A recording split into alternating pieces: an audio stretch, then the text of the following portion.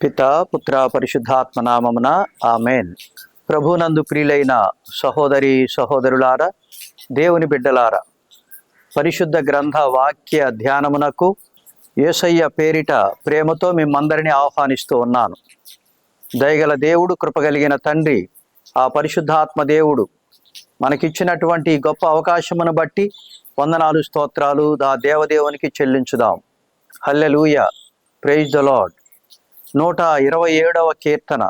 యెహోవా ఇల్లు కట్టని ఎడల దాని కట్టువారి ప్రయాసము వ్యర్థమే. యెహోవా పట్టణమును కాపాడని ఎడల దాని కావలి కాయువారి ప్రయాసము వ్యర్థమే. ప్రియులు నిద్రించుచుండగా ఆయన వారికిచ్చుచున్నాడు. గర్భఫలము యెహోవా ఇచ్చు బహుమానము. యవ్వన కాలములో పుట్టిన బిడ్డలు బలవంతుని చేతిలోని బాణముల వంటి వారు. అట్టి బాణములతో తన అంబులపది నింపుకొనిన వాడు ధన్యుడు. అట్టివారు తమ గుమ్మములో నిలబడి తమ విరోధులతో వాదిస్తారు అని 127వ కీర్తనలోని పరిశుద్ధ గ్రంథ వాక్య వాగ్దానాలు. మరి ఈరోజు గృహములను గూర్చి మనం ధ్యానించబోతూ ఉన్నాం. పరిశుద్ధ గ్రంథములో నీతిమంతులైనటువంటి వారు తమ గృహాలని ఎలా నిర్మించుకున్నారో, నీతియుక్తంగా ఎలా జీవించారో, ప్రభు కొరకు తాము, తమ కుటుంబము, తమ బిడ్డలు ఎలా సాక్షులుగా నిలబడ్డారో మనం ధ్యానించబోతూ ఉన్నాం. మరి గృహమును, దాని విత్తమును యెహోవా ఇచ్చినటువంటి స్వాస్థ్యము, మరి సుబుద్ధి గల భార్య యెహోవా యొక్క దానము అని సామెతల గ్రంథంలోని వాక్యము. మరి ఈరోజైతే మనం అబ్రహాము గారి గృహాన్ని గూర్చి మనం ధ్యానించబోతూ ఉన్నాం. ఆదికాండము 12వ అధ్యాయం 1వ వచనములో మనం వింటూ ఉన్నాం. దేవుడు అబ్రహాముతో ఇట్లు చెప్పెను, నీ దేశమును, నీ చుట్టపక్కలను, నీ పుట్టినింటిని వదలి నేను చూపు దేశమునకు వెళ్ళుము. నేను నిన్ను ఒక మహాజాతిగా తీర్చిదిద్దెదను అని దేవుని పిలుపునందుకున్నాడు అబ్రహాము గారు. మరి తానున్నటువంటి దేశం ఆదికాండం 11వ అధ్యాయం 27 నుండి 32 వచనాలలో తేరా సంతతి వారి వంశవృక్షము ఇది. తేరా అబ్రహాము, నాహోరు, హారానులను కనెను. హారానుకు లోతు పుట్టెను. హారాను స్వదేశములో కల్దీయులకు చెందిన ఊరు అనే పట్టణములో తండ్రి కన్నుల ఎదుట చనిపోయెను. అబ్రహాము, నాహోరు వివాహములు చేసుకొనిరి. అబ్రహాము భార్య పేరు షారాయి, నాహోరు భార్య పేరు మిల్కా. ఆమె హారాను కూతురు. హారానుకు ఇస్కాను మరి యొక్క కుమార్తె కూడా కలదు. షారాయి గొడ్రాలు. ఇది అబ్రహాము గారి పూర్వ చరిత్ర. ఆయన కల్దీయుల దేశములో ఉర్ అనే గ్రామములో ఉన్నవాడు. మెసొపొటేమియా నాగరికత కాలంలో జీవించినవాడు. అయితే దేవుడు అబ్రహాము గారిని పిలిచాడు. పిలిచి, ఇదిగో నేను చూపించబోతున్నటువంటి దేశానికి రా అని చెప్పగానే అబ్రహాము తన వారిని, తన ఇంటిని, తన బంధువులను, తన సొంత ఊరిని వదలి మరి కానాను దేశానికి బయలుదేరాడు తన భార్య అయినటువంటి షారాయితో కలిసి. దేవుడు పిలిచినప్పుడు అబ్రహాము కాదు కానీ అబ్రాము అంటే ఆ పదానికి అర్థమే లేదు, వట్టివాడే. కానీ ఎప్పుడైతే దేవుడు పిలిచాడో, దేవుడిలో అబ్రహాము గారు మరి దీవించబడ్డాడో, నీవు ఇక నుండి అబ్రామువు కాదు అబ్రహామువి అన్నాడు. అనగా జాతులకు నిన్ను తండ్రిగా చేస్తాను అని దేవుడు ఆయనకి వాగ్దానం చేశాడు. మరి నిన్ను శపించు వారిని నేను శపిస్తాను, నిన్ను దీవించు వారిని నిన్ను దీవిస్తాను, నీ యందు సకల జాతి జనులు ఆశీర్వదింపబడతారు అని. ఆ విధంగా దీవెనలు పొందినటువంటి అబ్రహాము బయలుదేరి మరి దేవుడు చూపించినటువంటి దేశానికి వచ్చాడు. ఆయన భార్య షారాయి. మొదట్లో ఆమె జగడగొండి తగులమారిది. అలాంటిది దేవుడు దర్శించినప్పుడు ఆమె షారాగా మారింది. ఇక నుండి నువ్వు షారాయివి కాదు, తగులమారిదానివి కాదు, జగడగొండివి కాదు, రాజకుమారి అని పిలువబడతావని దేవుడు వాగ్దానం చేశాడు. ఆ విధంగా ఆమె మరి దేవునిలోనికి ఈ కుటుంబం వచ్చింది. అబ్రహాము గారి గురించి మనం మాట్లాడుతున్నప్పుడు వారి గృహాన్ని గురించి మనం మాట్లాడుతున్నప్పుడు దేవుని కొరకు ప్రకాశించిన గృహాలలో శారా అబ్రహాముల గృహము దేవుడు కట్టిన గృహము. ఈ గృహములో శారా అబ్రహాముల జీవితాలు మనకు అనేక ఆత్మీయ పాఠాలని నేర్పిస్తూ ఉన్నాయి. ప్రభువా నా ఇంటిని నీవు కట్టని ఎడలా ఇల్లు కట్టువారి శ్రమ వ్యర్థమయ్యా. ప్రభువా నన్ను నీవు కాయని ఎడలా నేను మేల్కొనియు ఉండుట లాభం లేదయా.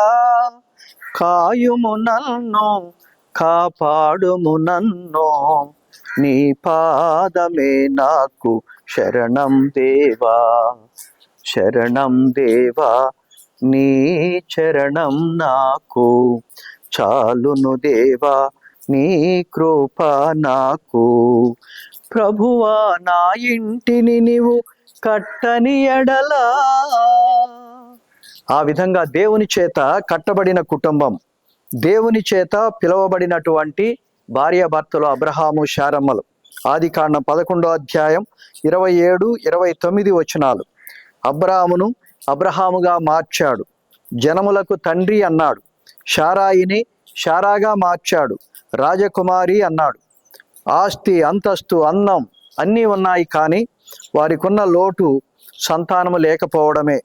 మరి ఆ బాధ, ఆ వ్యధని వారు మౌనంగా భరిస్తూ ఉన్నప్పటికీ దేవుడు వారికి వాగ్దానం చేశాడు. అబ్రహాము, ఆకాశం వైపు చూడు, నక్షత్రాలను లెక్కించగలవా? లేదు ప్రభు, లెక్కించలేను. సముద్రములో ఇసుక రేణువులను లెక్కించగలవా? లెక్కించలేను ప్రభు అన్నాడు. అంతగా నీ సంతానాన్ని నేను వర్ధిల్ల చేస్తానని వాగ్దానం ఇచ్చాడు. కనుక ఆ విధంగా వారు దేవునికి లోబడిన కుటుంబం అయ్యింది. దేవునిచే పిలువబడినటువంటి భార్యాభర్తలు, దేవునికి లోబడిన కుటుంబము. ఇక్కడ నీవు లేచి నీ బంధువుల యొద్ద నుండి, నీ తండ్రి ఇంటి నుండి బయలుదేరి నేను నీకు చూపు దేశమునకు రమ్ము అని దేవుడు పిలిచినప్పుడు ఆ పిలుపుకి లోబడ్డాడు. మన కుటుంబాలు, మన బిడ్డలు, మరి అప్పుడప్పుడు దేవుడు మనల్ని పిలుస్తాడు. అప్పుడప్పుడు కాదు, ఎప్పుడు పిలుస్తూనే ఉంటాడు. మరి నీ వారిని వదిలిపెట్టి సేవకు రమ్మని, నీ వారిని వదిలిపెట్టి వేరే రాష్ట్రానికో దేశానికో వెళ్ళమని, ఉద్యోగాల నిమిత్తమో సాక్షులుగా నిలబడడానికి నిమిత్తమో మనల్ని ప్రభు పిలుస్తాడు. కనుక ఆ పిలుపుకి లోబడితే దీవించబడతాం.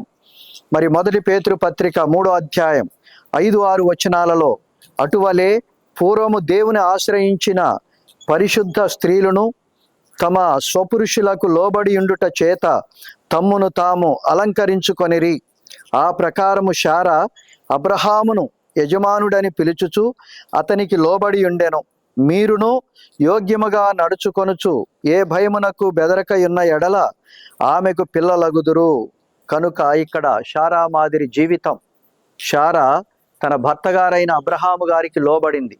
దేవుడు వారిని ప్రేమించిచ్చిన గర్భఫలము ఇస్సాకు. ఆ కుమారుడు తల్లిదండ్రులకి లోబడ్డాడు. మరి ఈ కుటుంబము, వారింట్లో పనిచేస్తున్న ఎలియాజరు తమ యజమానునికి లోబడెను. ఆ విధంగా అబ్రహాము కుటుంబము లోబడినందుకు దేవుడు వారికి 3 ఆత్మీయ ఆశీర్వాదాలు ఇచ్చాడు. మొదటిది శారీరక ఆశీర్వాదము, అనగా సంతాన వరం, సంతానము అభివృద్ధి చెందడం. రెండవదిగా ఆర్థిక పరమైనటువంటి ఆశీర్వాదం. మరి ఆయన అపరిమితంగా, మరి కోటాను కోట్లకు మరి ఆయన ధనవంతుడై వర్ధిల్లినట్లుగా మనం చూస్తూ ఉన్నాం. అలాగే మూడవదిగా ఆత్మీయ ఆశీర్వాదం. దేవుని కొరకై మరి ఆయన ఎంతో వెచ్చించినటువంటి గొప్ప విశ్వాసి. మరి మన పితాపిత్రుడు, విశ్వాసులకు తండ్రి. ఈ విధంగా ఆయనకి దేవుడు పెట్టిన పేరు. హోరేబు పర్వతం మీద మండుచున్న పొదలో నేను అబ్రహాము దేవుణ్ణి, ఇస్సాకు దేవుణ్ణి, యాకోబు దేవుణ్ణి అన్నంతగా దేవుని చేత తన పేరు మరి మర్చిపోకుండా ఉచ్చరింపజేసినటువంటి మహాభక్తుడు అబ్రహాము గారు. మరి శారా. ఇలాంటి కుటుంబము నీది నాది, మన కుటుంబాలై ఉండాలని ఈరోజు ధ్యానములో మనం ఆత్మీయ పాఠాన్ని నేర్చుకుంటూ ఉన్నాం. ప్రియ సోదరి సోదరుడా, తలలోంచుకుందాం, ప్రార్థన చేసుకుందాం. సర్వశక్తిమంతుడా, ప్రభువా, సర్వోన్నతుడైన దేవ, ఈరోజు మేము అబ్రహాము గారి గృహాన్ని గూర్చి కొన్ని చిన్న మాటలు మేము ధ్యానం చేసుకున్నాం. నాయన, నీవు ఇల్లు కట్టకపోతే దాని కట్టువారి శ్రమ వ్యర్థమన్నావు. మా గృహాలు మరి నీ ఆశీర్వాదముతో కట్టబడాలి అని, నీ దీవెనలతో నింపబడాలి అని, నీవే అందులో ప్రవేశించాలి అని, ఇది యెహోవా గుమ్మము, నీతిమంతులు ఇందులో ప్రవేశిస్తారు అని నీవిచ్చిన వాగ్దానానుసారము మరి నీతిమంతుల గుడారముల నుండి రక్షణను గూర్చిన సువార్త సునాదం వినపడుతుంది. మా కుటుంబాలలో మరి ప్రార్థన అనే బలిపీఠాలు ఉండాలని నువ్వు కోరుకుని ఉన్నావు. నీకు వందనాలు, స్తోత్రాలయ్యా. మరి నీకు ఇష్టమైన గృహంగా, నీకు ఇష్టమైన కుటుంబంగా, ఆ కుటుంబంలో ఉన్నవారు నీకు ఇష్టలైన వారుగా, విశ్వాసులుగా, ఎల్లప్పుడూ ప్రార్థించే బిడ్డలుగా వర్ధిల్లాలని మరి మాకు మీ ఆత్మీయ వరాలను మా మీద కుమ్మరింప చేయమని మా నాథుడైన క్రీస్తు ద్వారా ఈ మనవి చేయుచున్నాము తండ్రి. Amen. Subscribe mid studios. God bless you all. Amen.